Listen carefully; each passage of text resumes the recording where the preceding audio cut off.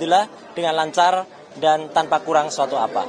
Yang kedua, kita aturkan terima kasih kepada Pengadilan Negeri Jakarta Selatan yang dengan hakim tunggalnya tadi telah memulai persidangan dan dibantu dengan semua stafnya dengan baik, dan insya Allah itu akan memudahkan semua proses kasus ini.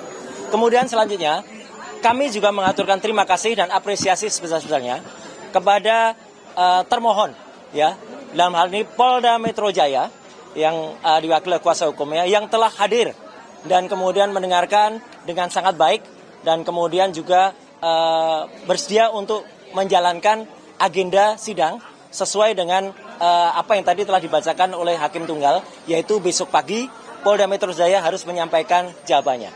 Kami juga mengaturkan terima kasih dan sebesar-besarnya ucapan kepada Kejaksaan Negeri Jakarta Selatan, tadi diwakili juga oleh Pak Eko, Ibu Putri, dan satu lagi saya kurang tahu siapa namanya, ya, Pak Jaksa, yang juga telah hadir selaku turut termohon. Dan itu luar biasa, bagus sekali. Jadi termohon dan turut termohon hadir. Yang lucu, tadi ada di tengah-tengahnya, ada pihak yang tidak berkompeten, tiba-tiba maju ke depan, dan ingin selaku turut termohon juga. Ya. Padahal dia itu katanya lawyer, ya, katanya lawyer profesional, ya, inisialnya CS. Ya, sering kita lihat dia di antara para termul. Ya, itu sungguh memalukan. Ya, tiba-tiba mau ikut serta sebagai turut termohon. Itu nggak ada sejelek-jeleknya, sependek-pendeknya pengetahuan saya di dalam belajar ini, ya, dalam ilmu hukum, ya, yang namanya pihak yang mengajukan diri intervensi itu hanya ada di perdata, ya, tidak ada di dalam ini namanya pra peradilan itu tidak ada. Belajar di mana itu saudara CS itu, ya, gitu, yang kemudian saya sudah lihat sering sekali berkuar-kuar dengan di samping para termul itu, ya, gitu. Jadi itu yang terjadi. Jadi ada pihak yang kita apresiasi dan ada pihak yang kita permalukannya. Sayang saya tidak menggunakan kaos yang biasanya tertulis malu bro. Kalau ada saya buka kaosnya, saya tuliskan itu malu bro kayak gitu tuh, ya. Udah katanya belajar selaku kuasa hukum merah putih, ya. Merah putih biru hitam itu namanya. Ya, nggak jelas itu. Dan tadi intinya sudah dilakukan pembacaan apa yang kita harapkan nanti secara detail, ya, kemudian apa yang kita lakukan, petitum positanya juga nanti akan disampaikan oleh kuasa hukum saya, ya, ada Pak Refli Harun, ada juga Pak Gafur Sangadi, dan juga tadi beberapa yang ada, dan kita sudah sampaikan apa yang kita mohonkan di dalam pra peradilan ini. Intinya adalah tentang tindakan penangkapan, kemudian upaya penahanan yang tidak sesuai dengan hukum yang ada. Tadi secara detail disampaikan, tidak adanya izin dari RT RW, tidak adanya pemberitaan atau penetapan dari pengadilan, kemudian dilakukan dengan tidak sesuai dengan KUHP yang baru, ya, kemudian tidak juga dilakukan sesuai dengan peraturan perundang-undangan yang berlaku. Jadi alhamdulillah tadi juga Hakim Tunggal mengatakan proses ini akan berlangsung dengan cepat, ya, insya Allah akan berlangsung selama 7 hari kalender, ya. 7 hari kerja, sehingga besok akan langsung dinyatakan jawaban dari Polda. Kemudian juga kalau ada replik besok juga akan kita sampaikan, duplik besok juga akan kita sampaikan. Selanjutnya proses akan berlangsung dan insya Allah putusannya, insya Allah, ya, kalau saya tidak salah tadi mohon dikoreksi, tanggal 7 Juli tahun 2026. Kami mohon kepada masyarakat, intinya begini, sebelum ada pertanyaan, kenapa saya mengajukan ini? Kami mengajukan ini bukan hanya untuk kami pribadi. Kami mengajukan ini untuk seluruh rakyat Indonesia.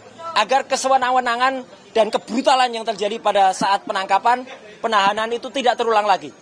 Kalaupun ada, ini yang terakhir yang saya alami. Ya, seorang yang hanya kemudian dituduh melakukan pencemaran nama baik dan juga kemudian fitnah, dan itu pun belum terbukti, ya, sudah dilakukan upaya penangkapan yang brutal. Penangkapan yang luar biasa jahat, ya, penangkapan yang tidak sesuai dengan undang-undang yang ada. Jadi itu yang inti yang saya sampaikan. Mohon maaf saya secara detail hukum mungkin nanti akan disampaikan oleh kuasa hukum saya, dan nanti setelah kuasa hukum nanti kesimpulannya saya ingin memberikan satu pesan. Silakan. Oke, Pak Gafur dulu, silakan. Ya, sudah di depan. Ya. Terima kasih Mas Roy, Bang Refli izin. Ya. Jadi perlu kami update sedikit bahwa permohonan pra peradilan telah disampaikan secara terbuka dan sah di hadapan hakim tunggal Ya. di hadapan termohon Polda Metro Jaya dan termohon adalah pihak dari kejaksaan. Dan kejaksaannya adalah Kejaksaan Tinggi DKI Jakarta dan Kejaksaan Negeri Jakarta Selatan. Kami dengan membacakan permohonan pra-peradilan tadi, maka terjawablah sudah bahwa ada desas-desus kami menarik Bapak Presiden Prabowo, pemerintah Republik Indonesia, ternyata itu tidak tepat. Ya, itu tidak sesuai dengan yang sebenarnya terjadi dalam persidangan pra-peradilan. Kemudian yang kedua, alasan-alasan permohonan saya kira nanti bisa dijelaskan lebih komprehensif oleh Bang Refli. Tetapi yang pasti adalah hari ini kami menyampaikan apresiasi yang luar biasa kepada pihak Pengadilan Negeri Jakarta Selatan, kemudian juga termohon Polda Metro Jaya dan Kejaksaan, sehingga besok akan dilanjutkan dengan agenda penyampaian jawaban dari termohon. Ya, kalau turut termohon, saya kira tidak perlu dia menjawab. Ya. Karena pokok perkara yang tadi diperiksa berdasarkan permohonan kami itu tidak berhubungan dengan kewenangan daripada kejaksaan. Sehingga nanti besok itu hanya dijawab oleh pihak Polda Metro Jaya. Kemudian besok juga begitu disampaikan jawaban, kami secara simultan akan langsung menyampaikan replik. Ya, jadi kami akan minta kepada hakim supaya sidang diskor dulu beberapa jam. Kami langsung akan menuliskan replik kami. Kemudian kalau Polda Metro Jaya mau menyampaikan duplik, ya kami tentu akan juga memberikan kesempatan kepada Polda Metro Jaya untuk menyampaikan duplik. Dan setelah itu, pada hari Rabu Mas Roy, itu langsung kita masuk di dalam proses pemeriksaan. Betul. Ya, pembuktian. Bukti-bukti. Yaitu bukti-bukti dari kami, bukti apa saja tentu nanti hari Rabu akan kami sampaikan. Termasuk juga kami akan minta kepada pihak Pengadilan Negeri Jakarta Selatan untuk memberikan kami fasilitas berupa layar, sehingga video-video yang menggambarkan proses penangkapan, penahanan, terutama penangkapan di rumah kediamannya Mas Roy, itu akhirnya nanti kami buka kepada publik. Kita putar. Sehingga silakan akan Anda nilai. Ya. Dan yang terakhir, Mas Roy, tadi terkait dengan pencekalan ya. Memang pada saat kami mengajukan materi permohonan pertama kali, itu memang tidak masuk. Ya. Sehingga kami berharap tadi kami akan masukkan dalam renvoy Tapi atau nggak perbaikan. Tetapi karena memang tidak boleh menambah posita dan petitum, begitulah hukum acaranya, ya memang kami menghargai apa yang menjadi sikap dari hakim pra-peradilan. Dan yang terakhir, kok ada, saya juga bingung ya, kok ada seseorang yang selama ini mengatasnamakan tim kuasa hukum Merah Putih, kok tiba-tiba nyelonong gitu loh untuk menjadi para pihak dalam perkara ini. Saya bingung juga nih. Ini belajar hukum acara pidananya di mana nih? Kalau pihak atau pihak lain masuk sebagai intervensi, itu hanya boleh diperkenankan dalam gugatan perdata. Nah, itu. Sementara ini perkaranya perkara pidana, tidak pernah ada pra-peradilan itu kemudian ada pihak lain yang tidak punya kepentingan kemudian masuk menjadi intervensi. Ya sudahlah, kita ketawa sajalah. Inilah bukti bahwa bukan hanya pemohon yang juga menegakkan hukum secara unprosedural, tetapi juga pendukung-pendukung dari kubu sebelah itu ternyata juga banyak yang melanggar hukum. Saya kira itu, silakan Bang Refli untuk melanjutkan. Ya. Oke. Ya, maju. Silakan. Ya. Oke. Sorry, maaf. Ya. Oke. Assalamualaikum warahmatullahi wabarakatuh. Waalaikumsalam. Kawan-kawan semua, terima kasih atas kehadirannya. Saya akan menambahkan dari apa yang sudah disampaikan Mas Roy dan Abdul Ghafur Sangaji. Jadi pertama kami mengapresiasi Pengadilan Negeri Jakarta Selatan ini yang sudah berkenan membuka diri sehingga kawan-kawan semua bisa siaran langsung. Luar biasa. Ya, bisa siaran langsung, bisa live streaming. Kita berharap mudah-mudahan itu juga berlaku untuk sidang perkara pokok di Pengadilan Negeri Jakarta Timur.